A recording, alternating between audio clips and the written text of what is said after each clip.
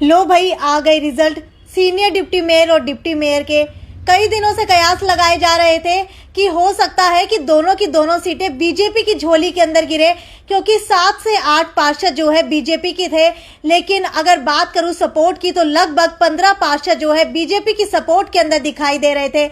लेकिन आज रिजल्ट आने के बाद ये क्लियर हो गया और दोनों के दोनों पार्षद बीजेपी की सीट से जीते हुए ही बने हैं। पहले बने हैं अनिल मानी और दूसरे बने हैं जयवीर गुज्जर। इस वक्त मेरे साथ पार्षद प्रतिनिधि मौजूद है। एक बार इनसे जान लेते हैं कि आखिरकार आज जो इलेक्शन हुए हैं उनके अंदर किस तरीके से पार्षदों ने अपनी रणनीति बदली है। शालू दीवान वैसे तो इस वार्ड की पार्षद है, लेकिन उनके पति जो है वो पार्षद प्रतिनिधि है। सर आपसे जानना चाहूंगी कि पंकज जी आपसे जानना चाहूंगी कि जो आज इलेक्शन हुए क्या लगता है कितने सही हुए और कितने फेयर तरीके से हुए हैं? इलेक्शन सबसे पहले तो मैं मेरे दोस्ती हैं अनिल मानी जी को और जयवीर गुज्जर जी को बधाई देता हूं कि वो दोनों बने हैं, निर्विरोध चुना गया उनको। कुछ बातें ऐसी होती हैं हम बता भी नहीं सकते, लेकिन आज जो इलेक्शन हुआ वो लोकतांत्रिक तरीके से नहीं हुआ, क्योंकि ये ना तो हाउस की मीटिंग थी, ये वोटिंग प्लेस था, यहाँ वोटिंग होनी थी। यहाँ हिसार के विधायक कमल गुप्ता जी, डिप्टी स्पीकर रणबीर गंगवा जी, उनका क्या काम था कि वो पार्षदों के चुनाव हो रहे हैं, मेयर के चुनाव, डिप्टी मेयर के चुनाव हो रहे हैं, सीनियर डिप्टी मेयर के, उनका बैठना कहाँ से अलाउड होता है? ये कौन सा एक्ट आ गया? अगर हमारे हाउस की मीटिंग होती तो उनका बैठना अलाउड था, वो बैठ सकते थे, वो भी विधायक बैठ सकते थे, स्पीकर फिर भी बैठ सकते थे। लेकिन उन दोनों की उपस्थिति से जो सत्ता पक्ष के पार्षद थे वो घबरा गए, इसलिए वहाँ वोटिंग की व्यवस्था नहीं हो पाई। और वोटिंग हुई ही नहीं। हाँ, वोटिंग हुई नहीं। वोटिंग होती तो चुनाव अलग होता। इन दोनों की बैठने की वजह से वहाँ लोग पार्षद डर गए, वो अपना किसी ने उनके अगेंस्ट उठे अपना फार्म ही नहीं भरा दोबारा। यानी कि एक भी पार्षद ने अगेंस्ट फॉर्म भरा ही नहीं। लगभग कितने पार्षदों ने सीनियर डिप्टी मेयर और डिप्टी मेयर के लिए फॉर्म भरे थे? आपको बता दूं, बीजेपी के 7-8 पार्षद पहले जीत के आए थे, बाकी 7-8 पार्षदों ने बीजेपी ज्वाइन कर ली थी। 15 पार्षद बीजेपी के हैं और 2 पार्षद जेजेपी के हैं, 3 पार्षद हम कांग्रेस से लगते हैं। तो नेचुरली था, हमारे हाथ तो कुछ था ही नहीं कि हमने लड़ना ही था। कुछ कैंडिडेट सत्ता पक्ष के लड़ना चाहते थे, लेकिन उनके दबाव, उनको भी पता था इस चीज़ का, ये जानबूझ के दबाव डाला गया पार्षदों पे कि अपनी मर्जी के हिसाब से चुनाव ना लड़ सके, उन पे दबाव की राजनीति की गई। क्यों? अगर वो नहीं आते तो ये रिजल्ट कुछ और मिलता। तो अगर बीजेपी की बात करूं, पंजाबी कैंडिडेट थे, मेयर जो है वो भी पंजाबी कैंडिडेट है, मेयर जो है भाजपा के हैं। पहले से ही कयास लगाए जा रहे थे कि भाजपा के मेयर हैं तो दोनों की दोनों सीटें जो है भाजपा की झोली के अंदर ही गिर सकती है। तो क्या जाति के आधार पर ही जो ये समीकरण बने थे उसी के आधार पर ही चुनाव हुआ है?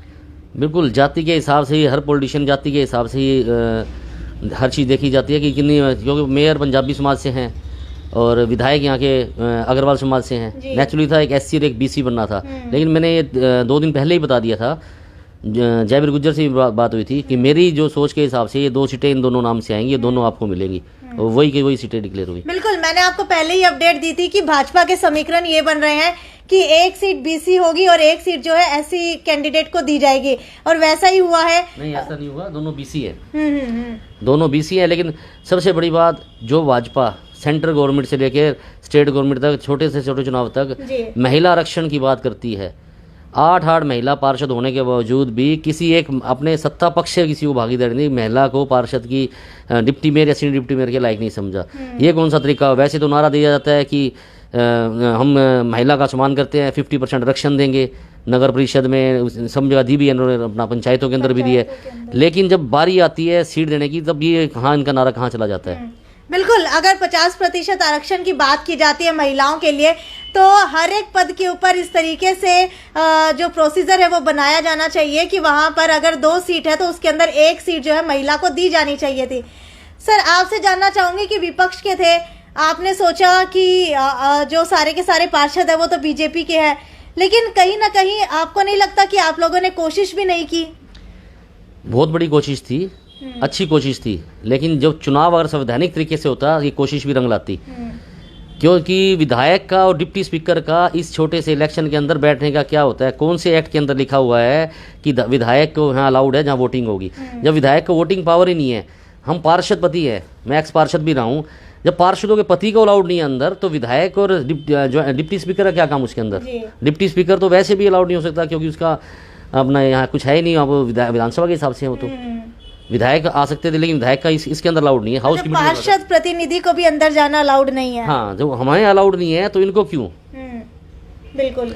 उन्हीं की दबाव की वजह से एमसी जो थे, जिन्होंने चेंज करने का मन बना लिया था, सरकार को भी पता था, सत्ता पक्ष को भी पता था, इसलिए इन्होंने ये स्थितियां पैदा कर दी कि वहाँ बोल नहीं पाए कोई। अच्छा, तो एकदम से रणनीति पलटने के पीछे का कारण है डर। कि सरकार की तरफ से एकदम से दबाव बनाया गया, डर बनाया गया। पार्षद जो है कहीं ना कहीं डर गए, तो आधे से ज्यादा पार्षदों ने चुनाव ही नहीं लड़ा।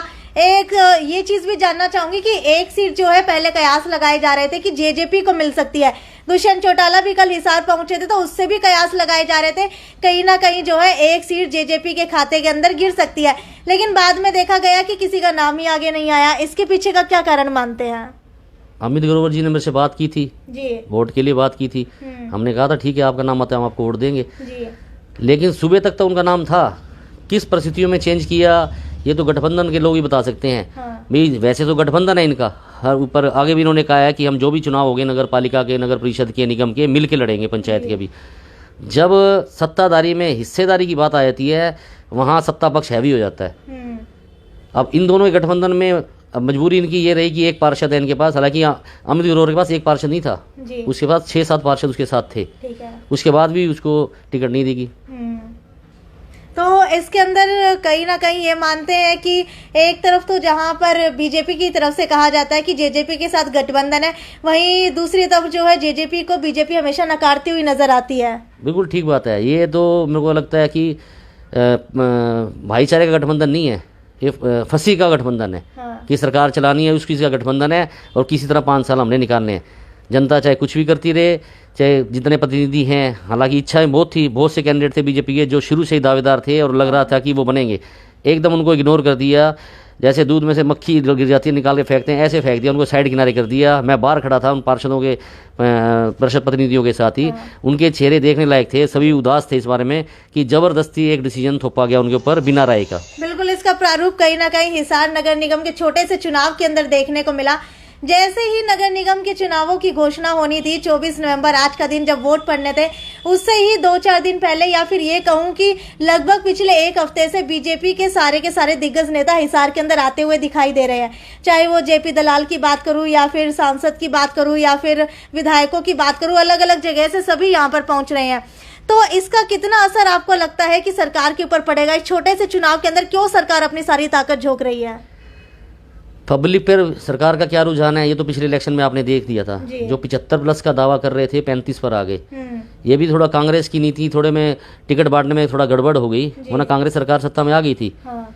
ये तो पब्लिक ही जानती है, अगर सुई जो लगती है दर्द उसको होता है। पहले पब्लिक इनके सिर्फ ये फेंकने वाले हैं, सिर्फ बोलने पर विश्वास रखते हैं। चाहे सेंट्रल गवर्नमेंट ले लो, प्रैक्टिकल धरती पर कुछ नहीं हुआ। कोरोना को था, कोरोना में मैं लोगों का धन्यवाद करता हूँ, मेडिकल स्टाफ का धन्यवाद करता हूँ। लोगों की वजह से शहर की सारी हिसार के अंदर 50,000 लोगों का खाना एक दिन में बंटता था। हमारा खुद का गुरुद्वारा है, 1250 खाना तो हम देते थे, जबकि सरकार की तरफ से मात्र 2600 लोगों का राशन आया, मात्र हिसार के लिए 2600 लोगों का। तो आपको ये नहीं लगता कि कहीं ना कहीं जो है, जो काम कर रहे हैं असल में पार्षद, उन लोगों को पिछाड़ा जा रहा है और सिर्फ जाति